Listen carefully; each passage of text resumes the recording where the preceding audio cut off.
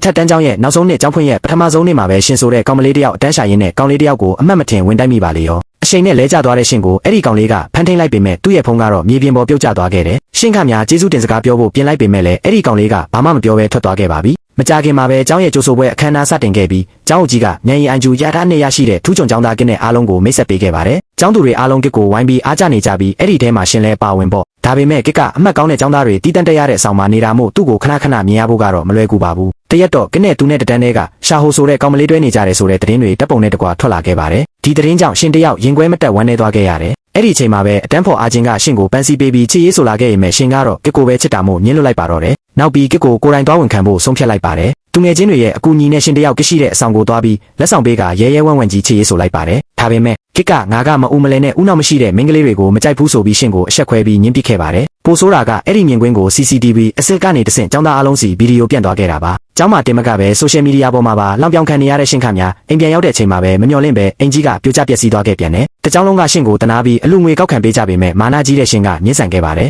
အဲ့ဒီအချိန်မှာကစ်ကရောက်လာပြီးနင့်ဖေကအိမ်ဘောဘောလေးဝယ်လို့အခုလိုဖြစ်တာဆိုပြီးထပ်မံနှိမ်ချလိုက်ပြန်ရောရှင်အရန်တော်တက်ထွက်သွားပြီးနောင်လာမဲ့စာမေးပွဲမှာငါ့နာမည်ကိုနင့်နာမည်ဘေးမှာရှိစေရမယ်လို့လူပုံလဲမှာစိန်ခေါ်လိုက်ပါတော့တယ်အင်ချင်းမဲဖြစ်သွားတဲ့ရှင်တို့တားဖောက်ကိုအဖေဖြစ်သူရဲ့သူငယ်ချင်းအာလီကသူတို့အိမ်မှာလာနေဖို့ဖိတ်ခေါ်ခဲ့ပါတယ်အာလီဇနီးအိမ်မီကလည်းရှင်ကိုတမီးရင်းလိုနှွေးနှွေးထွေးထွေးကြိုဆိုခဲ့တာပါဒါပေမဲ့ညဘက်ရောက်လို့အခန်းထဲမှာကစ်ရဲ့ပုံတွေကိုကြည့်နေတော့ရှင်းရှင်းကိုကစ်ပေါ်လာပါလေရောခရားရီကစ်ကဒီအိမ်ကတားကြီးဖြစ်နေတာပဲနောက်နေ့မနက်မှာတော့အေမီရဲ့အတင်းကျပ်ခိုင်းစေမှုကြောင့်ကစ်ကရှင်ကိုဆက်ပြီးနဲ့ကြောင်းလိုက်ပို့ရပါတယ်ဒါပေမဲ့လန်ခုလက်မှာကစ်ကရှင်ကိုခြံထားခဲ့ပြီးငါတို့အိမ်တအိမ်ထဲမှာနေတာကိုဘသူ့ကိုမှမပြောနဲ့ငါနားကို9မီတာအတွင်းမကတ်နဲ့လို့တတိပေးသွားခဲ့တယ်ကျောင်းမှာတော့အေမီကကစ်ရဲ့အလွဲဗီဒီယိုဖိုင်ကိုရှင်းစီပို့ပေးခဲ့ပါတယ်ရှင်ကအဲ့ဒီဗီဒီယိုကိုတုံးပြီးငါ့ကိုစာမေးပွဲအတွက်စာမပြပေးရင်ဒီဗီဒီယိုကိုတစ်ကြောင်းလုံးဖြန့်ပစ်မယ်လို့ကစ်ကိုချင်းချောက်ပြီးစာပြခိုင်းပါတော့တယ်ကစ်ကလည်းမတက်တာပဲလက်ခံလိုက်ရတာပေါ့ကစ်ရဲ့အပြင်းထန်စာပြပေးမှုကြောင့်ရှင်လည်းနေ့မှာအားညမှာအားစူးစမ်းခဲ့ပါတယ်တညတော့ကစ်တယောက်စာပြရင်ပင်ပန်းပြီးအိပ်ပျော်သွားတဲ့အခါရှင်ကသူ့ဘေးမှာဝင်အိမ်ရင်ကစ်ရဲ့မျောလင်းချက်ကိုအမိလိုက်ဖို့ကတိပေးခဲ့ပါတယ်ဒီမြင်ကွင်းကိုအေမီကတပ်ပုံရိုက်ထားလိုက်ပါသေးတယ်စာမေးပွဲရလက်ထွက်လာတဲ့နေ့မှာတော့ရှင်နမီက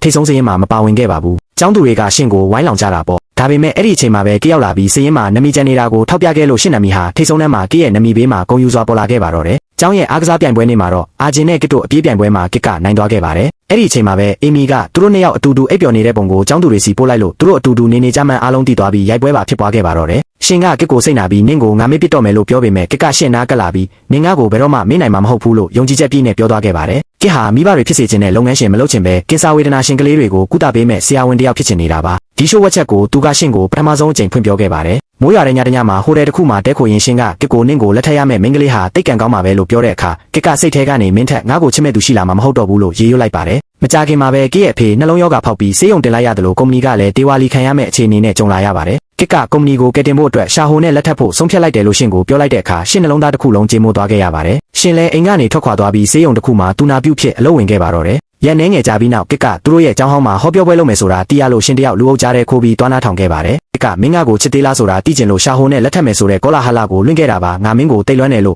့လူပုံလဲမှာရှင်ကိုအနက်စရာကောင်းလောက်အောင်အချစ်တွေကိုဝန်ခံလိုက်ပါတော့တယ်နောက်ဆုံးမှာတော့ကစ်ကရှင်ကိုလက်ထပ်ခွင့်တောင်းခဲ့ပြီးရှင်ရဲ့အချစ်ဦးအိမ်မက်ဟာအောင်မြင်စွာနဲ့အဆုံးသတ်သွားခဲ့ပါတော့တယ်